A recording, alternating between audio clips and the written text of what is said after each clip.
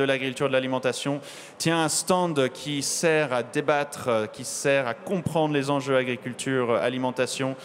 Nous allons maintenant parler d'enseignement supérieur, nous allons parler d'ingénieurs, nous allons avoir des témoignages d'étudiants en ingénierie agricole et je vous invite tous à nous rejoindre sur le stand du ministère de l'Agriculture et de l'Alimentation parce que je vais inviter sur scène des personnes très qualifiées, très engagées. On va parler de comment la nouvelle génération d'ingénieurs répond aux enjeux agricoles et aux enjeux alimentaires de demain. Alors, je m'appelle Henri Landès, je suis l'animateur de cette table ronde et avec Fanny Agostini, nous animons toute la semaine ici le stand du ministère de l'Agriculture. J'ai le grand plaisir, je vais commencer par les étudiants, parce que honneur aux étudiants, aux jeunes, ce qui ne veut pas dire que nos autres représentants ne sont pas jeunes, toujours, on est tous jeunes dans l'esprit. Alors, je vais inviter sur scène Adrien Le Breton, qui est étudiant M2 à l'Agrocampus Ouest. Bienvenue Adrien. Bienvenue à Marine Leroy, qui est aussi à l'Agrocampus Ouest, mais elle d'Angers. Bienvenue à Julien Faure, qui est à Montpellier Supagro et qui nous rejoint en fin de parcours aussi. Julien, tu vas nous raconter des choses très intéressantes. Et Julie André, qui nous rejoint aussi de Montpellier Supagro. Merci à vous quatre d'être là. Vos témoignages vont être extrêmement écoutés aujourd'hui. Merci de vos applaudissements. Et maintenant, on va inviter vos chefs d'une certaine manière. On va inviter Monsieur Philippe Vincent. Monsieur Philippe Vincent, merci d'être avec nous, directeur général de l'enseignement et de la recherche. Vous pouvez rester avec moi ici, Monsieur Philippe Vincent. Oui, vous allez rester avec moi. Je vais inviter aussi Monsieur Dominique Chargé, qui est éleveur, céréalier, président de coopérative agricole. Éleveur céréalier, est aussi, et je vous invite à venir, d'ailleurs, puisqu'on va prendre un peu de place, je vais vous demander d'aller sur l'autre manche debout avec Anne-Lucie Vac, que je vais aussi inviter sur scène. Dominique Chargé, vous êtes aussi président de l'Institut Agro, et Anne-Lucie Vac, vous êtes administratrice provisoire à l'Institut Agro, et vous êtes aussi directrice de Montpellier Supagro. Alors, quel est le contexte de cette table ronde? Nous avons quelque chose d'intéressant qui se passe, un peu inédit. On a une fusion de différents instituts académiques dans le domaine de l'ingénierie agricole, dans le domaine de la recherche, dans le domaine de l'enseignement supérieur sur les questions d'alimentation et d'agriculture.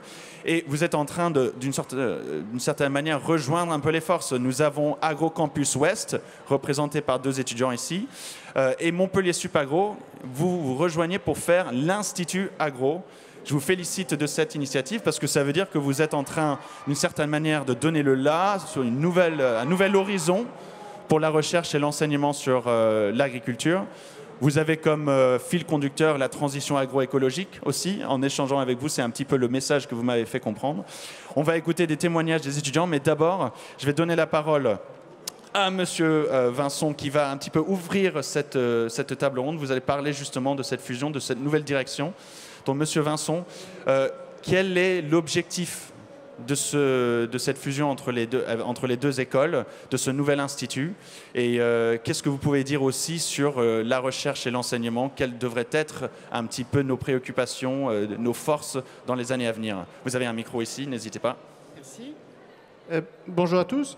Alors, au Salon de l'agriculture, ce qui me paraît intéressant, c'est de voir que l'agriculture et l'alimentation sont à un moment charnière en matière de transition agroécologique, de transition numérique, de changement climatique. Donc il y a énormément de choses qui se passent et qu'on a besoin de plus de recherche et plus de formation.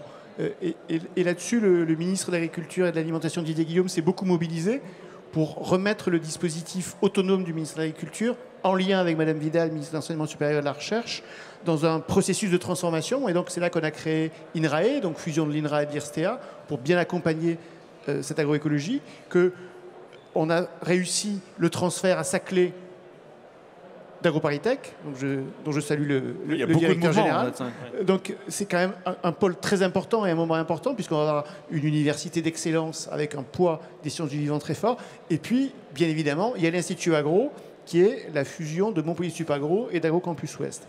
Alors, l'objectif, c'est vraiment de changer de modèle pour inventer des nouvelles formes d'agriculture et d'alimentation, et de s'appuyer sur toute une série d'atouts que nous avons. D'abord, une recherche d'excellence dans ces établissements, avec bien évidemment un lien avec l'INRAE. D'autre part, des ancrages territoriaux avec le monde universitaire, mais aussi avec le monde professionnel, le monde de l'agriculture, le monde de l'alimentation. Une complétude des champs scientifiques couverts, depuis la viticulture jusqu'aux productions animales, depuis le nord jusqu'au sud, l'est à l'ouest. Donc ça, c'est un élément extrêmement important, avec des questions de paysage, d'horticulture également qui sont à bord. Une volonté également et des liens très forts avec l'enseignement technique, ce qui est très important également pour le ministre, pour assurer la relève des générations. Et puis enfin, une masse critique, parce qu'on a un outil qu'il faut concentrer. Et là, on a 3500 étudiants, 400 doctorants, 2000 ingénieurs, 900 personnels, beaucoup, ouais. 200 étudiants-chercheurs. Donc, par rapport à l'université française, c'est petit, mais par rapport aux défis, c'est absolument considérable. Et on a près de 100 millions de budget et 37 unités mixtes de recherche avec l'INRAE, mais aussi avec le CIRAD et avec le CNRS. Donc, c'est un établissement qui est en place depuis le 1er janvier. Là, il est dans sa phase un peu transitoire, donc c'est encore la chenille, mais bientôt, au printemps, le papillon va s'envoler, et je pense que ça va être un bel atout pour l'agriculture, pour l'alimentation, pour les filières, grâce aux jeunes et à l'ensemble de la communauté de travail.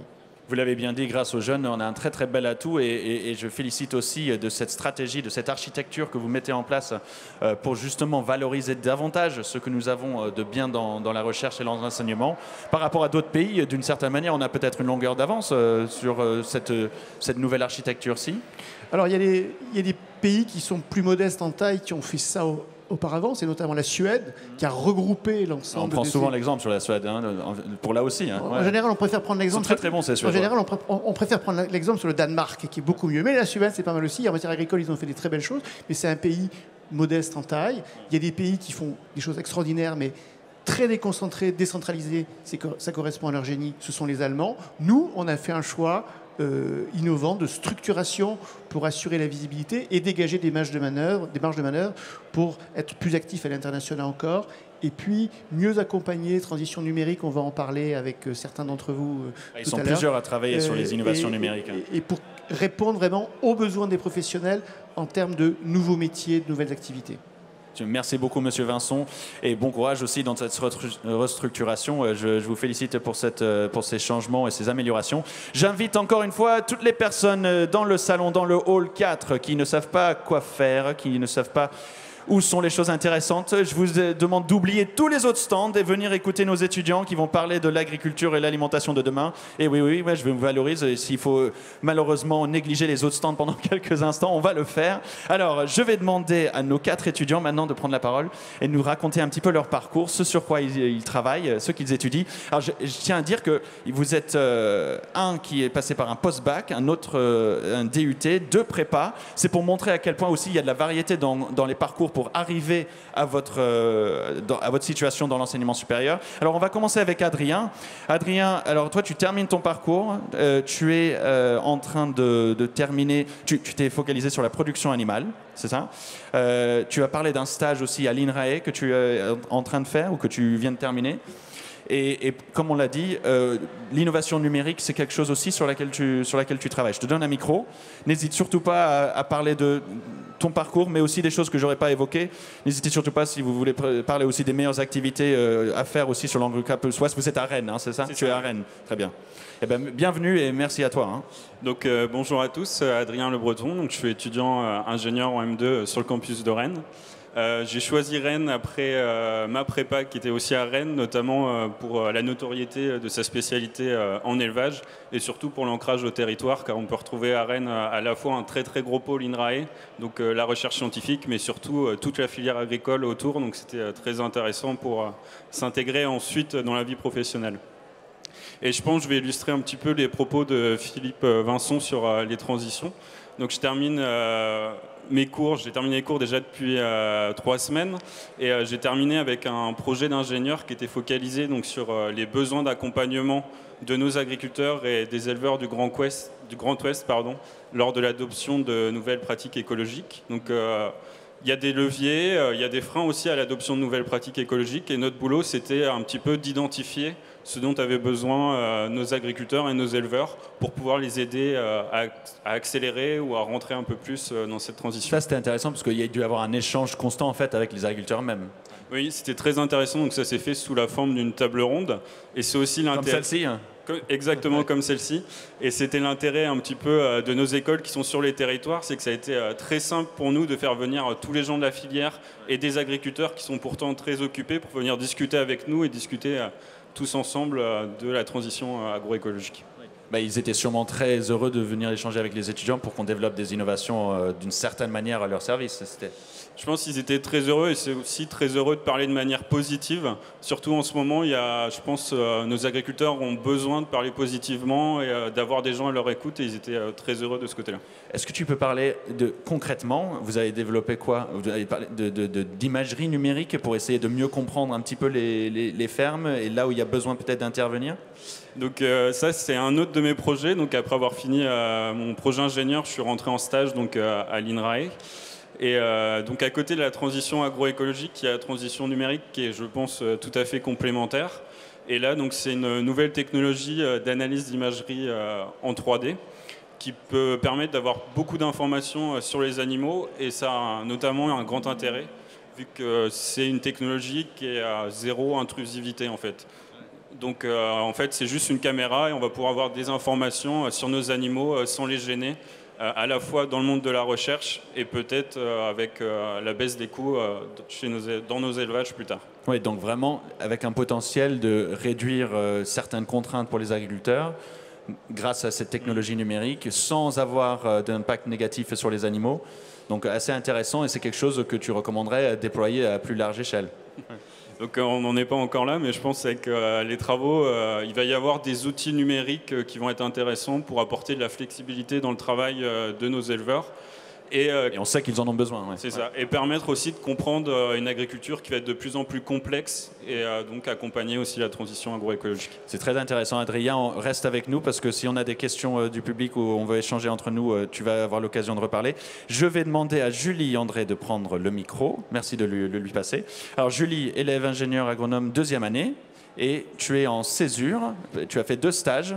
Voilà, c'est ça. Donc moi j'ai fini ma 2e année l'année dernière et cette année, Montpellier Supagro nous permet, alors je pense que l'Agro-Rennes aussi, de faire une année de césure entre notre M1 et notre M2. Rapproche le micro un tout petit peu. Ah, pardon. Donc moi je fais une année de coupure entre mon M1 et mon M2, ce qui me permet de réaliser des stages et de gagner en expérience professionnelle en fait, parce que donc moi je suis passée par un parcours par la prépa. Donc, qui permet très peu d'expérience professionnelle et j'avais envie, avant de faire ma spécialisation et de terminer l'école, d'avoir plus d'expérience et d'avoir une meilleure vision aussi des métiers que je pouvais exercer donc suite à l'école. Et donc moi j'ai réalisé un premier stage au sein de Montpellier Supagro et de la chaire Agro 6 qui traitait de pédagogie en agriculture. Et donc par la suite, là je viens de commencer un 2e stage donc, au syndicat de défense du fromage de Chaours, donc dans l'Aube à Troyes. Et pour travailler sur les questions d'autonomie alimentaire. Et tout le monde connaît bien le fromage de Chaours ici? Par lever de main, très bien. Ok, je suis le seul qui ne le connaissait pas très bien alors, évidemment. Une certaine notoriété alors. Et donc voilà, moi je vais travailler avec les éleveurs laitiers en fait, de l'appellation Chaours pour les aider à avoir une production fourragère plus... à pérenniser leur production fourragère parce que donc avec les aléas l'autonomie fourragère. Voilà, c'est ça. Pour atteindre l'autonomie fourragère, puisque donc dans le cahier des charges de cette appellation, il y a une forte demande d'autonomie fourragère. Et donc face aux aléas climatiques, ils ont de plus en plus de mal à atteindre cette autonomie et donc ils exercent déjà pas des métiers faciles. Donc moi je suis là pour venir en appui et en fait trouver des solutions qui vont pas impacter l'économie et la structure globale de leurs exploitations, mais qui vont leur permettre, sur du long terme, d'améliorer leurs pratiques. C'est un territoire particulièrement vulnérable aussi au changement climatique. C'est un territoire particulier, parce que c'est un territoire où il y a énormément de lacs et d'étangs, donc c'est aussi des zones qui sont protégées, donc où toutes les pratiques ne peuvent pas être mises en place non plus, où ils ont des dégâts de sécheresse l'été, des dégâts d'inondation l'hiver, donc c'est un territoire très particulier où il y a beaucoup à faire. Donc je suis accompagnée par 60 éleveurs pour travailler sur cette 60 éleveurs, d'accord. Ouais. Et tu travailles toujours sur des supports pédagogiques aussi avec eux? Alors non, moi les supports pédagogiques, donc c'était mon stage d'avant, mais là du coup, comme je suis en année de césure, j'ai pas d'obligation d'écrire un rapport dans le cadre de ce stage, donc je vais me servir de ce que j'ai appris avant pour leur fournir ensuite des supports pédagogiques pour eux, pour du coup pouvoir mettre en place avoir les résultats de mon étude et pouvoir mettre en place des pratiques. Donc tu as des très très bonnes choses à dire sur cette capacité de faire la césure, ces 2 stages, ça a été extrêmement formateur pour toi. Pour moi, c'est vraiment une opportunité que m'a donnée l'école en fait. Moi, c'est pour ça que j'avais choisi Montpellier Supagro, c'est que ça nous permettait, on avait cette opportunité notamment de partir à l'étranger aussi en 2e année, parce que j'ai fait donc mon 2e semestre, 2e année à l'étranger. C'était où, juste par curiosité? Au Chili. Oui. Et donc là, j'ai pu enchaîner sur un an de césure, donc c'est une belle opportunité que nous donne l'école. je trouve. Et j'espère que ça sera poursuivi dans l'Institut Agro. Ouais. Amplifié même, oui. Je pense que ça sera amplifié. On demandera à nos représentants derrière vous après. Mais merci beaucoup, Julie. Alors, Julien, fort. Julien, merci de prendre le micro. Super. Alors, on a quelqu'un qui travaille sur la vigne, qui travaille en viticulture œnologie, élève ingénieur agronome en 3e année. Et ce qui est intéressant, c'est que tu es aussi en apprentissage. Oui, effectivement. Et ça, c'est bien de le dire que dans une grande école, on peut faire un apprentissage. Alors complètement. Tout d'abord, la spécialité viticulture-œnologie au sein même de Montpellier Supagro, c'est d'abord une histoire, avant même que ce soit une spécialité. Elle a été connue pour ça, elle a été fondée par ça. Donc c'est toujours riche d'histoire de savoir d'où on vient aussi. Tu fais bien de rappeler ce contexte historique. Voilà. Et donc oui, effectivement, comme vous le disiez, je suis en alternance dans un groupe de Champagne qui s'appelle Franken-Pommery Monopole. Et donc je suis en dernière année d'ingénieur agronome. Donc l'objectif de ma spécialité, c'est que à la fois on est ingénieur agronome et à la fois on est œnologue. Donc c'est un double cursus. Donc en ce sens, c'est assez intéressant. L'apprentissage permet d'une part peut-être un pragmatisme peut-être supplémentaire, une vie d'entreprise, de comprendre les entreprises dans leur quotidien, de suivre des projets sur le long terme. Je crois que ça c'est vraiment important dans la vie d'un ingénieur et d'autant plus avec comme vous le disiez, les actions qu'on doit mener au quotidien. Ouais, tu étais clairement à l'interface du monde économique. Complètement. Et voilà. Et je crois que finalement j'ai la chance aussi de travailler sur des notions clés, en tout cas dans ma spécialité, qui sont, comme vous le disiez tout à l'heure, le réchauffement climatique. Je crois que la filière vigne et vin est peut-être aux prémices de l'adaptation, et je crois que c'est en ce sens où c'est à nous d'amener les clés de cette résolution. Alors cette adaptation, elle peut se faire de la vigne jusqu'au vin. C'est très intéressant et riche au quotidien. Et alors c'est une autre notion, mais qui est aussi, je crois, clé. Notamment, Monsieur le Ministre a déjà en parle souvent. C'est la lutte, la gestion en tout cas des phytosanitaires en production. Alors, moi, avec une spécialité en viticulture, je crois que c'est clé. Et donc je travaille sur la robotique, sur l'utilisation du travail du sol avec une autonomie par la robotique. Pour essayer justement d'adapter nos méthodes de culture, nos réflexions au quotidien et voilà, et notre travail au jour le jour. Ce qui leur permet de réduire l'usage des produits phyto. Complètement. Ouais. Ouais. Et donc la robotique, le numérique encore au service d'une certaine manière de cette transition agroécologique dans le domaine de la viticulture. Exactement. Alors, il y a une notion qui est, je pense, très importante sur le numérique, je crois, en agriculture et en viticulture. Je crois que l'utilisation de la donnée, avoir de la donnée sur différents sujets, que ce soit en vigne et en vin, c'est pas très compliqué aujourd'hui. Je pense que l'avenir, les enjeux de demain, c'est de savoir gérer cette donnée, la stocker et savoir l'utiliser à bon escient pour avoir justement une vision assez pragmatique pour aider les agriculteurs au quotidien. Voilà. Et le Sup Agro Wines Challenge, ça aussi c'est toi qui l'as lancé? Alors ouais, ça c'était. Ouais, pardon, je suis franco-américain et j'en profite pour me vanter de mon accent. Vous faites très bien, vous faites très bien. Alors oui, comme je vous l'ai dit, historiquement Montpellier et la viticulture et l'œnologie sont clés. Étant un grand amateur de vin, je crois qu'il y a une notion importante et le consommateur plus tard devra en prendre conscience justement dans l'adaptation au réchauffement climatique, c'est le goût qui est essentiel, l'adaptation du goût, et ça c'est clé.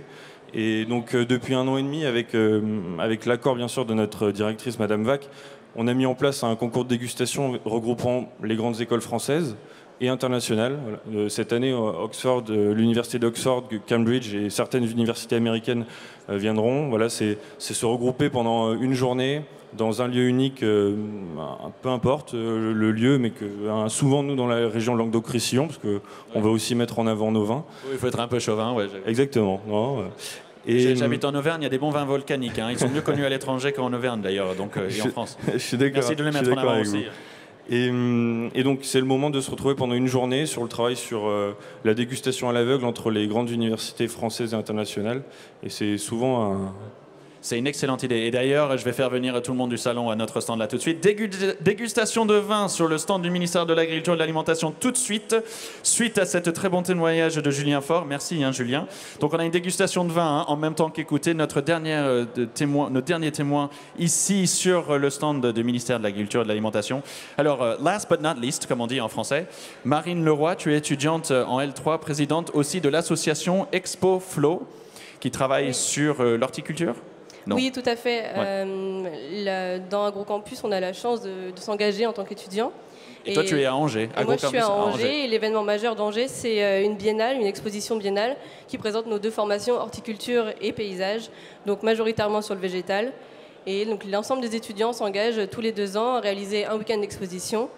Et donc on a quand même accueille beaucoup de monde en fait. 5000 visiteurs sur 3 jours et c'est le plaisir de partager notre passion, de construire et de réaliser une exposition sur 2 ans et à la fin d'animer et de présenter tous les petits détails, toute notre formation, tout le côté scientifique qu'on apprend. Et pour ça, c'est très formateur puisqu'on a un contact avec les professionnels, on a 200 partenariats professionnels. Donc on est en contact avec leurs problématiques, leurs enjeux. On est en contact aussi avec les producteurs. On produit aussi de notre côté 15 000 végétaux. Donc on a ce défi de production. Et vous produisez 15 000 végétaux oui. En amont de l'événement. Oui, ouais. En 2 ans, on doit produire 15 000 végétaux dans les serres d'AgroCampus. Donc ce défi de production et aussi les contraintes de production qu'on apprend. Et puis on a aussi tout l'enjeu de communication, le lien avec les collectivités locales. Et donc on est bien ancré sur le territoire et donc on est très heureux d'accueillir en mars prochain, les 20, 21 et 22 mars, les Angevins et tout le public pour parler végétal et de notre passion. Alors qui ici va partir à Angers bientôt? Non, parce que c'est un très très bel événement et en fait, grâce à l'engagement associatif, c'est un petit peu comme vous apprenez en faisant, grâce à ça. Ouais. On apprend, on est un peu chauvin, mais on apprend autant, je pense, en association dans l'école AgroCampus qu'en formation. On a même à Rennes, vous avez énormément d'associations. On a des associations pour tous les corps de métier, pour tous nos intérêts. Et l'Expo Flow arrive à rassembler un peu tout ça sur Angers et à unir l'ensemble des étudiants. Merci beaucoup Marine. Et alors avant de donner la parole à nos 2 représentants de l'enseignement supérieur, je tiens d'abord pour celles et ceux qui sont là d'applaudir nos 4 étudiants qui ont été super dans leur témoignage. Vous avez l'habitude de prendre la parole, j'ai l'impression. Excellent, vraiment excellent. Est-ce qu'il y a des questions pour nos chers étudiants sur les parcours, sur les différentes options à prendre? On va donner la parole à Anne-Lucie Vac. Anne-Lucie Vac, vous êtes administratrice donc, provisoire au conseil d'administration de l'Institut Agro et vous êtes directrice de Montpellier AgroSup, donc vous avez 2 de vos étudiants et maintenant 4 de vos étudiants avec vous. Ça vous fait réagir les 4 témoignages sur un petit peu comment ils brillent, comment ils font briller l'enseignement supérieur, sur ces opportunités que vous essayez de renforcer pour eux et ce que ça veut dire aussi pour le système agricole et alimentaire? Oui, merci. Oui, ça nous fait réagir. D'abord, on est très fiers de nos étudiants dans l'agro. Et donc, je crois qu'on vit aujourd'hui un moment historique avec la création de cet institut pour relever les défis liés aux grandes transitions qui s'accélèrent, etc. Mais je crois que ce qu'il faut qu'on dise aujourd'hui, ce qu'on voudrait dire, c'est que le changement, il va venir des étudiants. On a vécu un moment historique en 2019 avec cette prise de conscience de la jeunesse face à des grandes transitions, le changement climatique, mais toutes les autres transitions. On est vraiment maintenant dans une autre logique, c'est-à-dire qu'on a des étudiants qui ont toujours été engagés dans l'agro, qui viennent dans les écoles agro parce qu'ils croient à un certain nombre de choses. Mais aujourd'hui, les étudiants s'emparent de leurs écoles, ils nous challengent, nous en tant qu'école, dirigeants d'école, présidents de conseil d'administration, ils challengent leurs employeurs, toute la profession. Et je crois que ce qu'on peut dire aujourd'hui, c'est que le changement, il va venir avec les étudiants, avec la profession, et c'est avec ces 2 communautés-là qu'on va faire grandir cet institut agro et relever les défis auxquels on a à faire face. C'est très très bien dit. Grâce à cette mobilisation de vous, des étudiants, c'est comme ça qu'on va y arriver dans cette transition agroécologique et dans un système alimentaire plus juste pour les producteurs, pour les consommateurs, enfin plus transparent pour les consommateurs, etc. Merci beaucoup Anne-Lucie Vac d'être là avec nous. Nous, on leur donne les clés et c'est eux qui s'en emparent pour inventer les nouveaux futurs. Étant enseignant aussi, je suis ravi de vous rencontrer parce que j'enseigne dans les sciences sociales et de voir à quel point aussi vous prenez à bras le corps cette interface entre les sciences naturelles, les sciences dures qui aident l'ingénierie agricole et que vous mettez vraiment dans le monde économique et à travailler aussi avec les collectivités, l'associatif. Je trouve ça super. Monsieur Chargé, vous avez été très patient. Merci d'être là, monsieur. Oui, bah, ils sont bavards, hein. Ils ont pris la parole, ils ne voulaient pas le rendre. Hein, donc, Ils ont d'abord été très bons. Ils ont été très bons. J'apprécie beaucoup, je vais beaucoup m'inspirer des exemples qu'ils ont pris. Moi, je ne suis plus étudiant. Je ne suis plus étudiant, mais je suis toujours en formation. Très bien dit. Je suis agriculteur depuis presque 30 ans. Après avoir d'ailleurs été enseignant pendant 4 ans, donc personne n'est parfait. Hein. Mais je ne fais plus le même métier qu'il y a 30 ans. Ou en tout cas, je fais le même métier, mais je ne le fais plus de la même façon.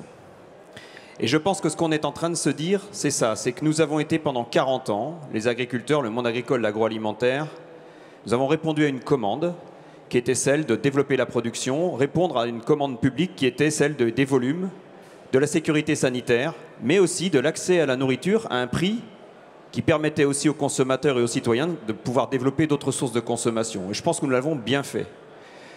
Depuis le début des années 2000, je pense que le changement, d'autres considérations sont entrées en ligne de compte, parce que la société s'est préoccupée plus de ce qu'était son alimentation, de ce qu'était l'agriculture, par des entrées qui étaient celles de l'environnement, de la biodiversité, du changement climatique, dont aujourd'hui personne ne peut nier l'évidence, mais également des choses comme l'utilisation des intrants chimiques, les pesticides, le bien-être animal, qui sont vraiment des données nouvelles. Je pense que vous les avez parfaitement bien prises en compte et bien évoquées dans vos exemples. Et ça modifie considérablement l'approche de notre métier, ça modifie considérablement ce qu'on appelle nos systèmes de production, qui doivent se raisonner d'une manière beaucoup plus globale et systémique. Mais ça change surtout, et je suis très sensible à ça change nos modèles économiques. Ça change nos modèles économiques pour nos exploitations et ça change nos modèles économiques pour nos organisations économiques. Et si je suis engagé dans la coopération agricole, c'est parce que je suis engagé pour prendre en fait toute cette dimension qui va de la production jusqu'au consommateur final et qui entend pouvoir orienter, organiser et structurer toutes les filières. Et c'est une dimension importante. Et pourquoi moi je suis engagé aujourd'hui au niveau de l'Institut Agro ou pourquoi j'étais engagé à AgroCampus, c'est parce que je sais la valeur de la particularité, de la spécificité de vos formations, qui sont des formations justement systémiques, agro, et qui vous donnent une capacité d'adaptation, une capacité d'appréhender les sujets et de les traiter. Et c'est ça dont on a besoin. Ça ne fait pas des autres des inutiles, la question n'est pas là. La question est que tout le monde doit se nourrir de l'ensemble, mais nous avons énormément besoin de ça, de cette recherche finalement plus appliquée, de ce transfert de la connaissance, à la fois vers les agriculteurs que nous sommes et donc les conseillers pour qui les métiers changent énormément aussi, mais aussi à travers les cursus scolaires dans lesquels nous devons réinjecter ces transferts de connaissances sur ces approches nouvelles agroécologiques et qui prennent en compte toutes les dimensions. Et donc moi ce que je défends à travers mon engagement, c'est ça, c'est cette dimension. Je sais, alors je ne fais pas une particularité de l'ingénieur agro, mais je ne le dis pas de manière, condescendante par rapport aux autres, mais le repère que j'ai historique, il passe par évidemment la formation de l'ingénieur agro. Et je sais, quand je cherche un ingénieur agro pour structurer une filière, pour répondre à ces problématiques de changement, l'organiser, je sais pourquoi je cherche spécifiquement un ingénieur agro, et ça j'y tiens, et ça je pense que le modèle économique et le modèle d'organisation de société dans lequel nous devons nous engager a besoin de ces gens-là, parce que ce sont nos architectes des filières. C'est une excellente façon de conclure notre table ronde. Merci beaucoup pour d'avoir insisté sur comment ils sont architectes du système agricole et alimentaire de demain. Merci beaucoup, Monsieur Dominique Chargé. Est-ce qu'il y a des questions pour nos intervenants, pour nos étudiants en ingénierie agronome, pour cette belle restructuration et ce nouvel institut agro qui s'est lancé depuis le 1er janvier? Je tiens à remercier vous quatre, vous trois, d'être venus sur cette table ronde. Adrien Le Breton, Marine Leroy, Julien Faure, Julie André, Monsieur Dominique Chargé, encore une fois, Anne-Lucie Vac et Monsieur Vincent, merci beaucoup de vos témoignages, de vos analyses. L'Institut Agro et la recherche, l'enseignement sur l'agriculture, l'alimentation, a un très très bel avenir. C'est la moindre chose qu'on puisse dire après vos témoignages. Je vous souhaite une excellente journée. On peut les applaudir. Merci beaucoup. Ils vont rester dans les parages si vous préférez leur poser des questions après. J'aime bien piéger les intervenants juste après. Hein. Voilà, c'est ici, vous pouvez venir les embêter pendant une dizaine de minutes si vous avez des questions sur le parcours, l'enseignement supérieur dans l'ingénieur agronome. Dans quelques instants aussi, nous aurons notre prochaine table ronde sur les forêts. Vous avez parlé de l'adaptation au changement climatique. Eh bien, on va aborder ce sujet sous le prisme des forêts et comment les forêts sont autant des outils pour lutter contre le changement climatique, mais aussi face à une grande vulnérabilité au changement climatique. Donc, n'hésitez surtout pas à venir dans 10 minutes au stand du ministère de l'Agriculture et de l'Alimentation avec le hashtag Positive Agriculture, comme on dit, avec l'accent français. N'hésitez surtout pas à revenir pour parler des forêts dans quelques instants avec Fanny Agostini. Merci beaucoup. Un